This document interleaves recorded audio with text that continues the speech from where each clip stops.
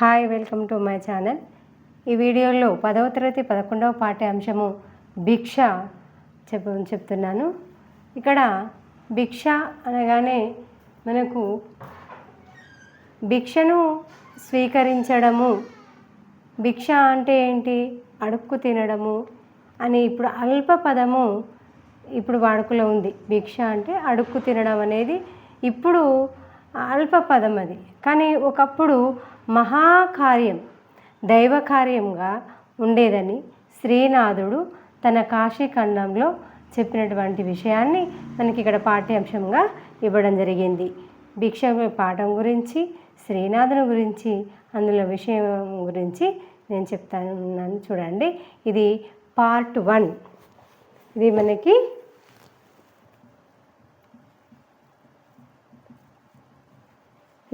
Part 1, part 2 కూడా ఉంటుంది. ముందు మనము పేజీ నెంబర్ 109 చూసినట్లయితే ఇందులో ఒక పద్యము ఇచ్చి ప్రశ్నలు అడగడం జరిగింది. పరీక్షల్లో కూడా పద్యం ఇచ్చి ప్రశ్నలు, అపరిచిత పద్యం అనేది ఇచ్చి ఏం చేస్తున్నాడు, ప్రశ్నలు ఇవ్వడము, దానికి సమాధానాలు రాయమంటాడు 5 మార్క్స్కి, లేదా ప్రశ్నలన్నా తయారు చేయమంటాడు. మనం ఇలాంటివి ప్రాక్టీస్ చేసినట్లయితే 5 మార్కులు అవలీలగా సంపాదించుకోవచ్చు. చూడండి, ఆలోచించండి, చెప్పండి. తన కోపమే తన శత్రువు, తన శాంతమే తనకు రక్ష, దయ చుట్టంబౌ, తన సంతోషమే స్వర్గము, తన దుఃఖమే నరకమండ్రు తథ్యము సుమతి. సుమతి శతకకర్త బద్దెన మనకు ఇక్కడ చక్కని పద్యము ఇచ్చాడు. ఎప్పుడు అయినా ఈ పద్యంలోని భూమి ఉన్నంతకాలము, మనుషులు ఉన్నంతకాలము మనస్తత్వాలు గమనించడానికి, మనుషుల యొక్క భావాలు తెలుసుకోవడానికి ఇలాంటి పద్యాలు అనేవి ఎప్పుడు భాస్కర పద్యాలు, సుమతి శతక పద్యాలు, మారదయ, ఈ శతక పద్యాలు ఏదో ఒకటి చెప్తూనే ఉంటాయి. ఎప్పుడైనా ఇవి మనకు విషయాన్ని తెలియజేస్తూనే ఉంటాయి. చూడండి, తన కోపమే తన శత్రువు, తన శాంతమే తనకు రక్ష. ఎవరి కోపము వాళ్ళకి శత్రువు, పక్కవాడికి కాదు. ఇటు ఆరోగ్యపరంగా చూసుకున్నా, ఇటు మానసికంగా చూసుకున్న పరిస్థితులను, ఇతరులను శత్రువుగా చేయడానికి కూడా తన కోపమే తనకు శత్రువుగా ఉంటుంది తప్ప ఎవరికి కాదంటూ, ఆ కోపంలో ఉన్నటువంటి వ్యక్తి దుఃఖంలోనే ఉంటాడు. తన కోపము తనకు శత్రువుగా ఉండి తనకే దుఃఖాన్ని తెచ్చి పెడుతుంది అని చెప్పడము. తన శాంతమే తనకు రక్ష, దయ చుట్టంబౌ, తన ఓపిక, సహనము, శాంతి ఏవైతే ఉంటుందో అది చుట్టం వల్ల ఎప్పుడు మంచిగా ఉంటుందని, అదే సంతోషమని, దాని ద్వారానే స్వర్గం లభిస్తుంది అని. స్వర్గం అంటే ఇక్కడ ఏంటిది, సంతోషము, స్వర్గము అంటే మంచి జరుగుతుంది అనేటువంటి అర్థము మనకి పద్యంలో చెప్పడం జరిగింది. అంటే ఒక్క మాటలో చెప్పాలంటే మనిషికి ఆలోచన, ఓపిక, సహనము అనేది ఉండాలి తప్ప కోపం అనేది తనను తనే దహించి వేస్తుంది అని చెప్పడం జరిగింది. ఈ పద్యంలో శత్రువుగా దేన్ని పేర్కొన్నాడు, ఎందుకు కోపాన్ని పేర్కోవడం జరిగింది. శాంతి రక్షగా ఉంటుందనడంలో కవి ఉద్దేశం ఏంటి?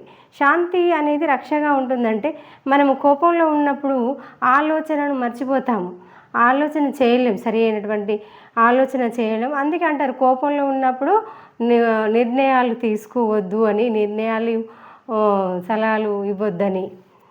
సంతోషాన్ని స్వర్గంగా కవి ఎందుకు భావిస్తున్నాడు? సంతోషంగా ఉంటే మంచి ఆలోచనలు ఉంటాయి, ఆరోగ్యం బాగుంటుంది, మంచి గురించి మనము ఆలోచించగలుగుతాము. కోపం వల్ల కలిగే అనర్థాలను గురించిన సంఘటనలు మీకు ఏమైనా తెలుసా? చెప్పండి. కోపంగా మీకు ఏమైనా, ఎప్పుడైనా కోపం వచ్చినప్పుడు మీలో భావాలు, ఆలోచనలు, ఇతరుల పట్ల మీరు ఎట్లా ప్రవర్తించిందో ఒకసారి గుర్తు చేసుకోండి అని ఇక్కడ మనకు ఇవ్వడం జరిగింది.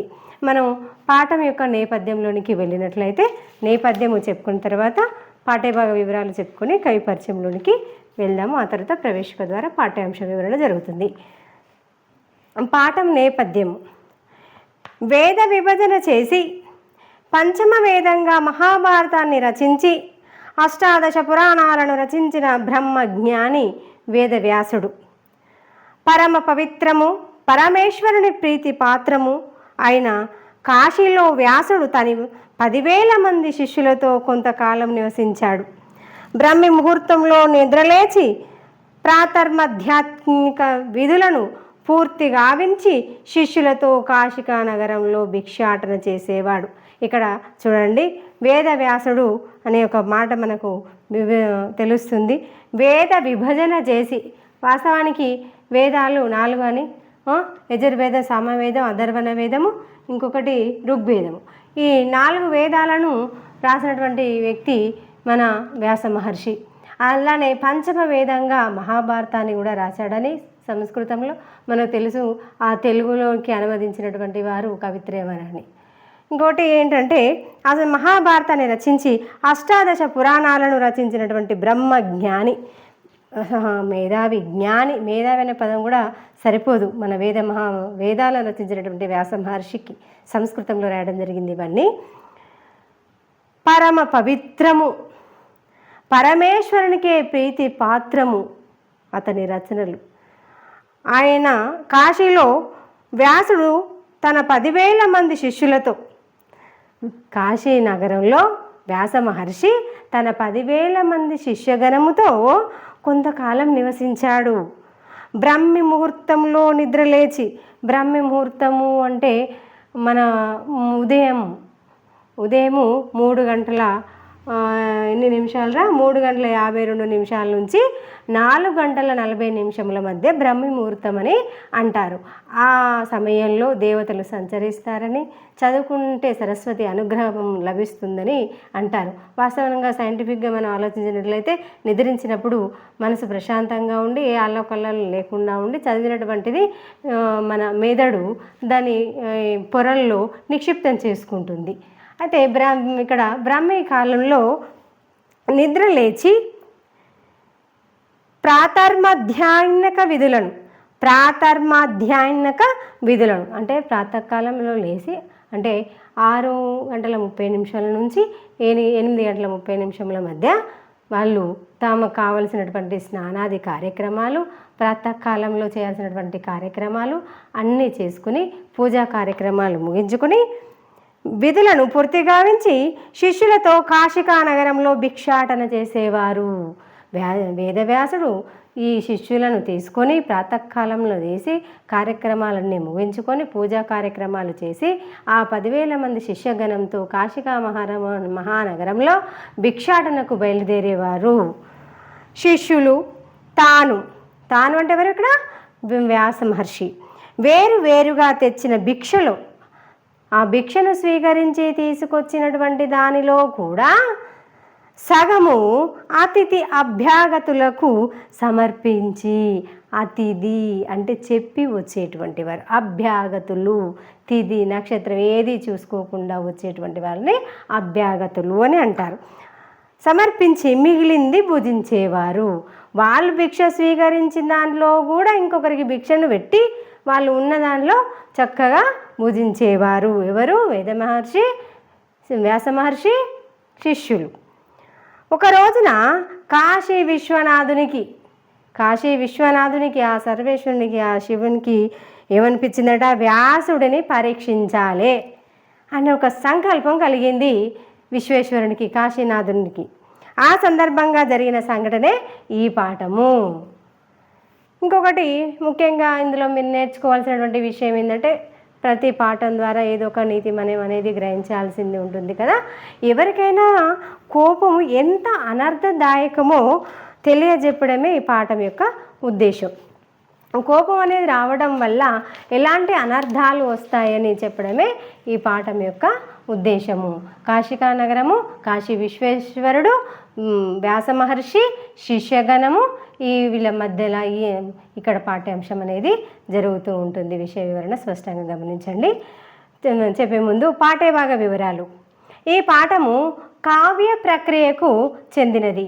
ఇది శ్రీనాథ కవి సార్వభౌముడు రచించిన కాశీఖండం సప్తమాశ్వాసంలోనిది. కాశీఖండము సప్తమాశ్వాసంలోనిది. ఇక శ్రీనాథ్ ఇంత మంచి పాఠం రాసినటువంటి వ్యక్తి అయినటువంటి శ్రీనాథుని గురించి మనం ఇప్పుడు చెప్పుకుందాం. శ్రీనాథుడు 1380 1470 మధ్య కాలంలో ఉన్నటువంటి కవి మన శ్రీనాథుడు. తెలుగు సాహిత్యంలో పేరెన్నికగన్న కవి శ్రీనాథుడు. ఈయన తల్లిదండ్రులు మారయ్య, భీమాంబ. కొండవీటిని పరిపాలించిన పెదకోమటి వేమారెడ్డి ఆస్థానంలో విద్యాధికారి.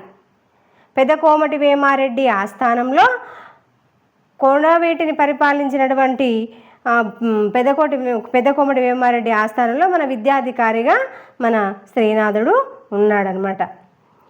విజయనగర ప్రౌఢదేవరాయల ఆస్థానంలో గౌడ డిండిమ భట్టును తన వాదన పటిమతో ఓడించి కనకాభిషేకాన్ని కవి సార్వభౌమ బిరుదును పొందాడు. ఇక్కడ విజయనగర సామ్రాజ్యంలో ప్రౌఢదేవరాయల యొక్క ఆస్థానంలో గౌడ డిండిమ భట్టు అని ఒక కవి ఉన్నాడు. అతన్ని ఓడించి అక్కడ వారి చేత కనకాభిషేకాన్ని పొందడం జరిగింది, చేయించుకున్నాడు. తర్వాత అతనికి కవి సార్వభౌముడు అనేటువంటి బిరుదు కూడా ఇవ్వడం జరిగింది. అతని యొక్క రచనలు చూడండి. మరుత్తరాట చరిత్ర, శాలివాహన సప్తశతి, పండితారాధ్య చరిత్ర, శృంగార నైషధం, భీమఖండం, కాశీఖండం, హరవిలాసం, ధనంజయ విజయం, క్రీడాభిరామం, శివరాత్రి మహాత్మ్యం, పల్నాటి వీర చరిత్ర, నందనందన చరిత్ర. ఇవి శ్రీనాథుని యొక్క రచనలు. ఇవి చమత్కారానికి, లోకానుశీలనకు, రసజ్ఞతకు, జీవిత విధానానికి ఇక్కడ అద్దం పట్టే చాటువులు చాలా చెప్పడం జరిగింది. శ్రీనాథుడు చాటులు చెప్పడంలో చాలా దిట్ట. ఇవి ఎట్లా ఉంటాయంటే చమత్కారంగా ఉంటాయి, లోకానుశీలను గమనించినట్టుగా ఉంటుంది, అందులో కొద్దిగా రసజ్ఞత కూడా ఉంటుంది, జీవిత విధానానికి సంబంధించి కూడా ఉంటుంది. ఇక్కడ జీవిత విధానము, రసజ్ఞత, లోకరీతి, చమత్కారం ఈ 4 మేళవింపుతోటి చాటువులు చెప్పేవాడు. ఉదాహరణకి ఒక చాటువు చెప్తాను చూడండి. శ్రీనాథుడు తన చమత్కారాన్ని ఎలా ప్రదర్శించాడంటే, పల్నాటి సీమలో శ్రీనాథుడు మంచినీరు దొరకకపోతే అప్పుడు మంచినీరు కావాలంటూ ఒక చాటువు వదిలాడు. ఏమని? సిరిగలవాడికి చెల్లును తరుణులు 16,000 తగ పెళ్ళాడన్, తిరిపమున కిద్దరాండ్రా పరమేశ, గంగ విడుము పార్వతి చాలున్. ఇక్కడ చూడండి ఎంత చమత్కారము, ఎంత రసజ్ఞత. ఇక్కడ పరిస్థితిని కూడా ఎట్లా తెలియజేశాడో. అక్కడ నీరు లేదు, నీరు కావాలి తాగడానికి. సిరిగలవానికి చెల్లును 16,000 తరుణులు పెళ్ళాడడానికి తరుణులు స్త్రీలు సిరి సంపద గలవానికి కావాలి. బిచ్చగాడివి నీకెందుకయ్యా ఓ పరమేశ, గంగ విడువు పార్వతి ఒక్కది చాలు. అంటే గంగ విడిస్తే మేము దాహం తీర్చుకుంటాం కదా అని ఒక చాటు పద్యం. ఇందులో చూడండి చమత్కారం ఉంది, రసజ్ఞత ఉంది, లోకరీతి ఉంది, అక్కడ జీవన విధానం కూడా ఉంది. ఒక్క చాటు పద్యంలోనే ఎన్ని చెప్పారు. అందుకే కవి సార్వభౌముడు కనకాభిషేకాన్ని చేయించుకున్నాడు విజయనగర రాజుతోటి. ఇక శైలి చూడండి. ఉద్దండలీల, ఉభయ వాక్ప్రౌఢి, రసాభ్యుచిత బంధం, సూక్తి వైచిత్రి తన కవితా లక్షణాలని చెప్పుకున్నటువంటి శ్రీనాథుడు సీస పద్య రచనలు చేయడంలో దిట్ట. మనం సీస పద్యాలు కూడా ఇందులో ఉంటాయి, చెప్పుకుందాం. ఇక్కడ ప్రవేశికలోకి ప్రవేశించుదాం. పాఠాంశంలోనికి వెళ్ళడం మనం ప్రవేశం అని అర్థము. ఇక్కడ ఈనాడు భిక్ష అనే మాట కేవలం అడుక్కు తినడము అనే అల్పార్థానికి పరిమితమైంది ఇప్పుడు ఈ రోజుల్లో. కానీ ఒకప్పుడు భిక్ష అనేది పరమ పవిత్రమైన వ్రతం. శివుడు ఆది భిక్షువుగా ప్రసిద్ధి. ఆది భిక్షువు. గురువులు శిష్యులకు జ్ఞానభిక్ష పెట్టేవాళ్ళు. గురువులు శిష్యులకు ఏం భిక్ష పెడతారయ్యా? జ్ఞాన భిక్ష. జ్ఞానం అనేది ఉంటే అన్నీ వస్తాయి తన దగ్గరికి. అందుకే విద్యాదానం సర్వదానం ప్రధానము. సర్వదానంలోకెల్లా ప్రధానమైనది విద్యాదానమే. అందరికంటే దైవం కంటే మిన్న ఆ గురువే. బుద్ధుడు భిక్షావృత్తితోనే జీవనం సాగించేవాడు. బౌద్ధులందరికీ అదే జీవన సూత్రంగా ఉండేది. గురుకులంలో చదువుకునే రాజకుమారులైన భిక్షాటనంతో విద్యార్థి జీవనం గడిపేవారు. గురుకులంలో చదువుకోవడానికి వచ్చినటువంటి రాజకుమారులైనా వాళ్ళు పంచభక్ష పరమాన్నాలు వస్తేనే తింటామన్నది ఏమీ లేదు. అక్కడ సామాన్యుడు, రాజగురువు, రాజుని యొక్క కుమారుడు అందరూ సమానమే. అక్కడ విద్యను ఆర్జించే కాడ గురువు దగ్గర అందరూ సమానమే. విద్య అందరికీ సమానమే. భిక్ష పెట్టేవాళ్ళు కూడా అది మహాపుణ్యకార్యంగా భావించి భిక్ష స్వీకరించేవాళ్ళు, భిక్ష పెట్టేవాళ్ళు కూడా అది పవిత్రమైనటువంటి కార్యంగా భావించేవాళ్ళు. ఆ రోజుల్లో తమ ఇంటికి వచ్చిన వారికి నమస్కరించి పూజించి భిక్ష సమర్పించేవాళ్ళు. అటువంటి భిక్షా వ్రతంతో జీవించిన వేదవ్యాస మహర్షి కాశీనగరంలో పొందిన ఒక్క అనుభవం ఏమిటో ఈ పాఠం చదివి తెలుసుకుందాము. ఈ పాఠ్యాంశము మనం ప్రారంభంలోనే చెప్పుకున్నాం. కాశీకా నగరంలో ఉన్న విశ్వేశ్వరుడు వ్యాస మహర్షిని పరీక్షింపదలిచి ఒక సంకల్పాన్ని పూనిండు అని. దాని ద్వారానే మనం ఇప్పుడు పాఠ్యాంశాన్ని చెప్దాం, వినండి. నెట్టుకొని కాయ బీరెండ పట్ట పగలు, నెట్టుకొని కాయ బీరెండ పట్ట పగలు, తాను శిష్యులు ఇల్లిల్లు తప్పకుండన్, నెట్టుకొని కాయ బీరెండ పట్ట పగలు, తాను శిష్యులు ఇల్లిల్లు తప్పకుండన్, కాశికా విప్రగృహ వాటికలనర్చున్, అఖిల విద్యాగురుండు భిక్షాటనంబు, అఖిల విద్యాగురుండు భిక్షాటనంబు. అఖిల సమస్తము తెలిసినటువంటి వాడు, సమస్త జ్ఞానాన్ని పొందినటువంటి వాడు ఎవరు? విద్యాగురుండు. ఎవరు? గురువు ఎవరిక్కడ? వ్యాస మహర్షి. భిక్షాటనముకు బయలుదేరాడు. తాను శిష్యులు, తాను అంటే ఇక్కడ వేదవ్యాస మహర్షి శిష్యులు. కాశికా మహానగరంలో విప్రగృహ, విప్రుడు అంటే బ్రాహ్మణుడు, విప్రులు అంటే బ్రాహ్మణులు, గృహ ఇండ్లలో, వాటికలు అంటే ఇంటి ఆవాసాలలో,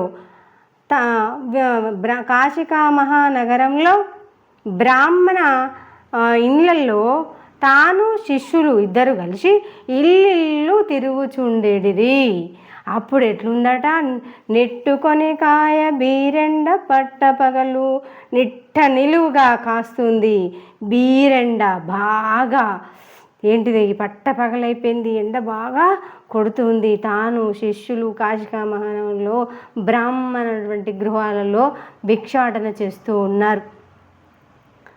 అప్పుడు ఎలా ఏమంటున్నారట వాళ్ళు? వండుచున్నారాను నొక్క వనజనేత్ర, తిరిగి రమ్మను నొక్క లేతీగె బోడి, దేవ కార్యము నెడను తెరవయోర్తూ, ధ్వకవాటంబులు తెరవదో వనిత యొకతే, ధ్వకవాటంబులు తెరవదు వనిత ఒకతే. ఇక భిక్షాటనం చేస్తూ ఉన్నాడు. ఎండ బాగా మండిపోతుంది. శిష్యులు తాను ఇల్లు బ్రాహ్మణ ఇల్లు తిరుగుతూ ఉన్నాడు. తిరుగుతుంటే వండుచున్నార మనుజు ఒక వనజనేత్ర.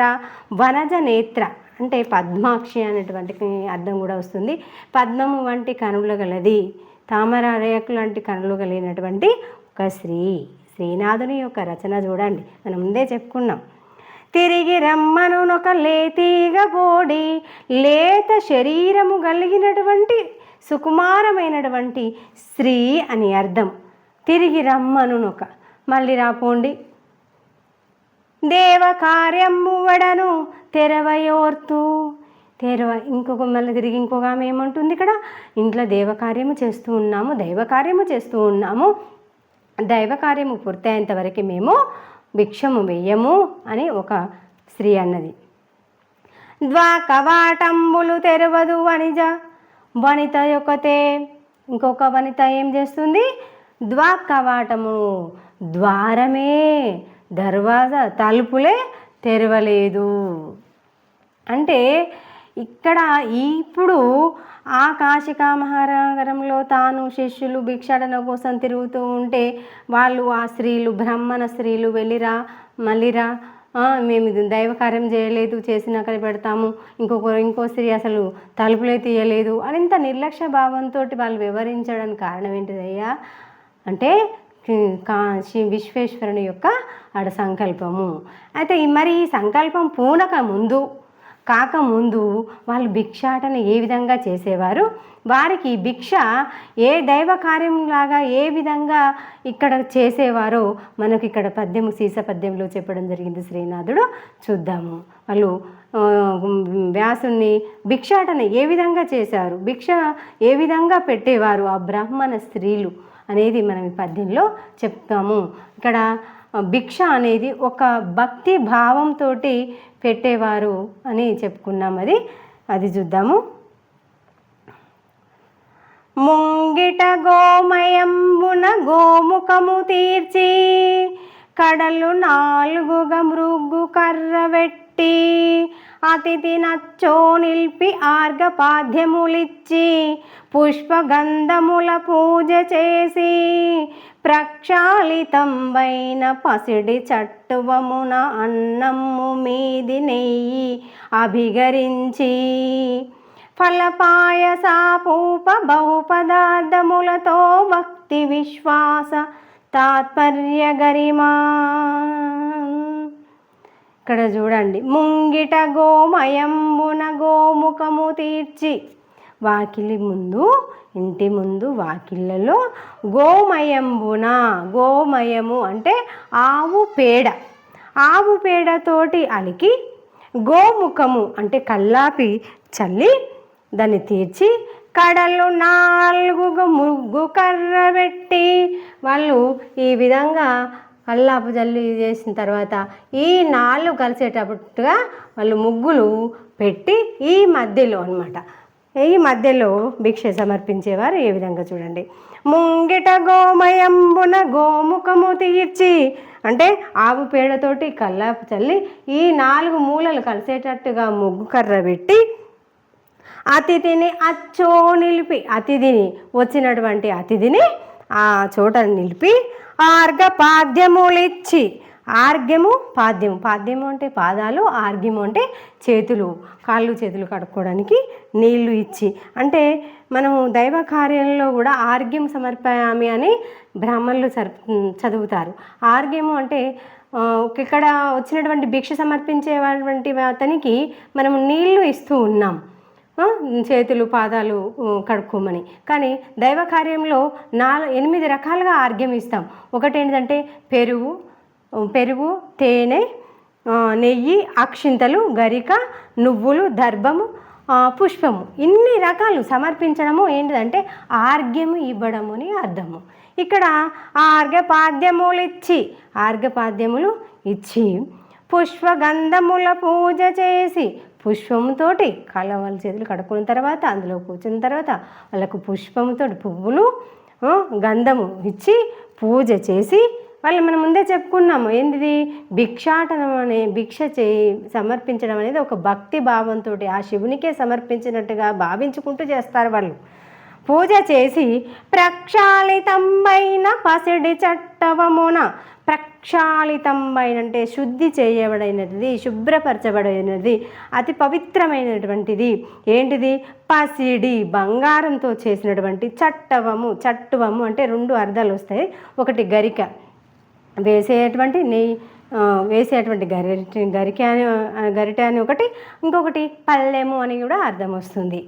అన్నము మీది ప్రక్షాళితంబైన పసిడి చట్టువమున అన్నము పెట్టి దాని మీద నెయ్యి అభిగరించి అంటే పోయడం, నెయ్యిని పొయ్యడము. ఫలపాయసాపూప, ఫలముతో ఫలాలు పండ్లు, పాయసము, మళ్ళీ ఇంకోటి ఏంటంటే తో, పూప అంటే ఇక్కడ తో అని అర్థం, కూడినటువంటిది. బహు పదార్థములతోటి ఇంకా చాలా అనేక రకమైనటువంటి ఫలము, పుష్పాలు, గంధము, నెయ్యి, అన్నము, బంగారంతో చేసినటువంటి పళ్ళెము, ఇవన్నీ భక్తి విశ్వాసంతో తాత్పర్య గరిమన్, మంచి భక్తితోటి విశ్వాసంతో వాళ్ళు భిక్షను వేసేవారు ఆ బ్రాహ్మణ స్త్రీలు. పెట్టుదురు మాధుకర భిక్ష భిక్షకులకున్, పెట్టుదురు బాధుకర భిక్ష భిక్షకులకున్, కంకణములతో సూడిగములన్ రాయన్, గంభ్రకరముల బ్రాహ్మణంగనులు కాశీ అన్నపూర్ణ భవానీ కట్టనుగు చెలులు. చూడండి ఇంకా ఏ విధంగా చేసేవారట. భక్తి విశ్వాసములతోటి వాళ్ళు భిక్షను సమర్పించేటప్పుడు పెట్టుదురు మాధుకర భిక్ష. ఇక్కడ మాధుకర భిక్ష అని ఒక పదము మనకు చెప్పడం జరిగింది. దీన్ని చెప్తాను వినండి. మాధుకరము అంటే మాధుకర వృత్తి అంటే ఇక్కడ తుమ్మెదలు పువ్వుల లోపటి యొక్క తేనెను ఏ విధంగా గ్రోలుకుంటాయో తాగుతాయో అదేవిధంగా అలా గ్రహించినట్లుగా గృహస్థుల ఇండ్ల నుండి భిక్షను స్వీకరించడమే మాధుకర భిక్ష. అంటే తేనెటీగ ఆ పువ్వుల తుమ్మెద ఏం చేస్తుంది, ఆ పువ్వు లోపలోని తేనెను గ్రహిస్తుంది. అదేవిధంగా ఇక్కడ భిక్ష వేసేటువంటి గృహములలో కూడా ఈ భిక్ష స్వీకరించేవారు ఆ విధంగా గ్రహిస్తారు. కాబట్టి దీన్ని ఏమన్నారు, మాధుకర భిక్ష అని అన్నారు. మాధుకర భిక్ష పెట్టుదురు భిక్షకులకున్, భిక్షను స్వీకరించే వారికి మాధుకర భిక్ష పెట్టేవారు. కంకణంబులతో సూడిగములు రాయన్. సూడిగములు అంటే బాగా గుర్తుపెట్టుకోండి, సూడిగములు అంటే గాజులు అని అర్థం. సూడిగములు అంటే గాజులు అని. కంకణములు అంటే ఇక్కడ ముత్యాలు పగడాలతో చేయించినటువంటి కంకణాలు, అవి గాజులకు ఇటు చివర అటు చివర వేసుకుంటారు, వాటిని కంకణములు అంటారు. సూడిగములు అంటే గాజులు, అంటే అవి వేసుకున్నటువంటి ఆ బ్రాహ్మణ స్త్రీల యొక్క చేతి ద్వారా నెయ్యిని అభిగరిస్తూ ఉంటే అవి శబ్దం చేస్తూ ఉన్నాయట. గంభ్రకరములు, కరము అంటే చెయ్యి. బ్రాహ్మణంగనులు, బ్రాహ్మణ అంగన్ అంటే స్త్రీ, బ్రాహ్మణ స్త్రీలు చేయిల యొక్క చేతుల్లో ఉన్నటువంటి ఆ గాజులు, ఆ కంకణాలు శబ్దం చేయగా భక్తి విశ్వాసములతోటి మాధుకర భిక్ష అన్నము భిక్షకులకు ఈ విధంగా సమర్పిస్తూ ఉన్నారు. ఏ విధంగా ఇంతకుముందు మనం చెప్పుకున్నట్టుగా. కాశీనన్నపూర్ణ, కాశికా యొక్క అన్నపూర్ణ భవాని యొక్క కట్టనుగు చెలులు అంటే కాశికా పట్టణం యొక్క అన్నపూర్ణాదేవి యొక్క చెలులు ఎవరు, ఆ బ్రాహ్మణ స్త్రీలు మాధుకర భిక్షాన్నాన్ని భిక్షకులకు సమర్పించేవారు. ఏ విధంగా భిక్ష సమర్పించేవారయ్యా, మంచిగా ఆవు పేడతో అలికి మంచిగా కల్లాపు చల్లి 4 వైపులు కలిసేటట్టు మూకర్ర పెట్టి అందులో కూర్చోబెట్టి భిక్ష స్వీకరించే వాళ్ళని అందులో కూర్చోమని ఆర్ఘపాద్యములు ఇచ్చి ఫలపుష్పాలు ఇచ్చి గంధం ఇచ్చి మంచి బంగారు పళ్ళెంలో అన్నం వేసి అన్నము పెట్టి నెయ్యి అభిగరించి అక్కడ ఫలము పాయసము మిగతా ఆహార పదార్థములన్నీ పెట్టి ఆ శివునికి సమర్పిస్తున్నట్టుగా భావించి భక్తి విశ్వాసములతోటి భిక్షను మాధుకర భిక్ష అన్నము మాదిరిగా అక్కడ భిక్షను పెట్టేవారు. ఆ కాశికా మహానగరంలో ఉన్న అన్నపూర్ణాదేవి యొక్క అనుంగు చేలులు అన్నాడు. అలా సమర్పించేవారు. మరి ఇప్పుడు ఎందుకు పెడతలేరయ్యా, ఎందుకు పెడతలేరు? కాశీ విశ్వేశ్వరుని యొక్క సంకల్పము పరీక్షించదలిచిండు వ్యాస మహర్షిని తన భిక్షకులను. ఆ పరమ పురంధ్రులయందు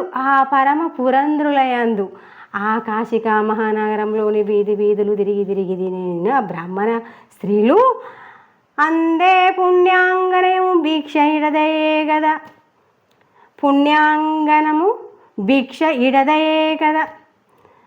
ఆ పరమ పురంధ్రులయందే పుణ్యాంగన పుణ్యాంగన పుణ్యశ్రీ అయినటువంటి ఎవ్వరూ కూడా భిక్షయే ఇడదే, భిక్ష పెట్టరయ్యా, భిక్ష పెట్టలేదు కదా. రేపాడి మేల్కొని నే పాపాత్ముని ముఖము వీక్షించి తినో అనుకుంటున్నాడు వ్యాస మహర్షి. అయ్యయ్యో, అంత మంచిగా మాధుకర భిక్షాన్నము సమర్పించేవారు, భక్తి విశ్వాసాలతో పెట్టేవారు, ఇంత భక్తి అనేది ఎక్కడ పోయింది? ఏ స్త్రీ, ఏ బ్రాహ్మణ స్త్రీ కూడా ఇంత వీధులు తిరిగినా కూడా కొద్దిగా కూడా ఆహారాన్ని భిక్షాన్ని పెట్టలేదు కదా.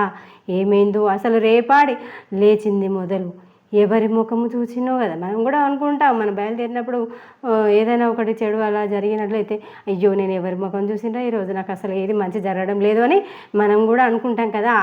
అలా ఆ వ్యాస మహర్షి అనుకున్నాడట.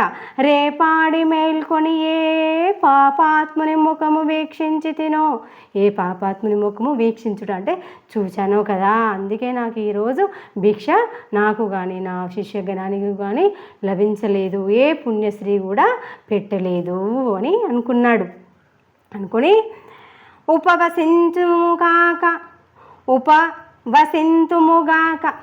ఏ ఉపవాసమే ఆ రోజు, నేడు ఈరోజు ఉపవాసమే, అంతే కదా, ఉపవాసమే.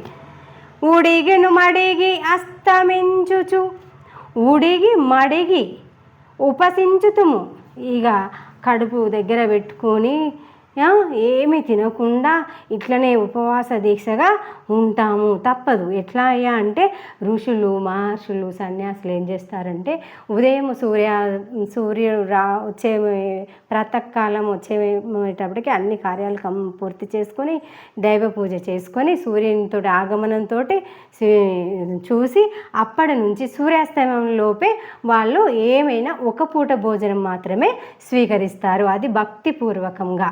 ఇక సూర్యుడు అస్తమించిండు అనుకోండి, వాడు ఆహారం తినరు. ఇక ఆ రోజు మొత్తము భిక్షని ఆ రోజు స్వీకరించి ఆ రోజు మొత్తము ఉపవాసంలోనే ఉంటారు, అది వాళ్ళ యొక్క నియమ నిష్టలు. ఇక్కడ అందుకని ఉపసింతుముగాక నేడు మడిగి అడిగి, ఇక మడిగి అంటే కడుపు కట్టుకొనైనా ఉడిగి పెట్టుకొనైనా ఇక ఉపవాస దీక్షగా ఉంటాము ఈరోజు. ఎందుకంటే అస్తమించుచునున్నవాడు హాహిమ బాణుడు, హిమము అంటే మంచు చల్లని అని అర్థం. హాహిమ అంటే హాహిమ బాణుడు అంటే బగబగమండే సూర్య భగవానుడు బగబగమండే ఆ సూర్య భగవానుడు మెల్లమెల్లగా అస్తమించుచున్నాడు. ఆహిమ బాణుడెల్లి పారానకయ్యలేదెట్లు మనకు, ఇక వెళ్ళిపోతూ ఉన్నాడు. ఇక మీరు స్వీకరించేది ఏమీ లేదు. మాధుకర భిక్ష బ్రాహ్మణ మందిరముల, ఇక ఇప్పుడు మాధుకర సూర్యభగవానుడు వెళ్ళిపోయిన తర్వాత ఏ స్త్రీ మాధుకర భిక్ష అన్నము పెట్టినా కూడా స్వీకరించడం అనేది ఏమీ జరగదు. ఈ బ్రాహ్మణ మందిరంలో యందు ఈ మాధుకర భిక్ష స్వీకరించకుండా ఉపవాసమే ఉంటూ మళ్ళీ ఆ సూర్యభగవానుడు వచ్చినప్పుడే మేము స్వీకరిస్తాము అనుకుంటూ ఆ వ్యాస మహర్షి మళ్ళీ పార్ట్ 2లో ఏం చేశారు, ఏం జరిగింది, ఆ అన్నపూర్ణాదేవి శపించబోయేటువంటి వ్యాస మహర్షిని ఏ విధంగా చెప్పింది అనేది మనం పార్ట్ 2లో చెప్పుకుందాము. ఈ వీడియోలో మీకు పాఠం నచ్చిందని భావిస్తున్నాను. విషయాన్ని గ్రహించండి. కవి సార్వభౌమ బిరుదాంకితుడు కనకాభిషేకాన్ని పొందినటువంటి శ్రీనాథుల వారి గురించి చమత్కారంగా చెప్పినటువంటి చాటువుల గురించి తెలుసుకున్నారు, పాఠ్యాంశాన్ని గ్రహించారు. మీరు పాఠము దీన్ని వింటూ మీ ఫ్రెండ్స్కి కానీ మీకు తెలిసిన వాళ్ళకి కూడా షేర్ చేయండి, లైక్ చేయండి, సబ్స్క్రైబ్ చేయండి.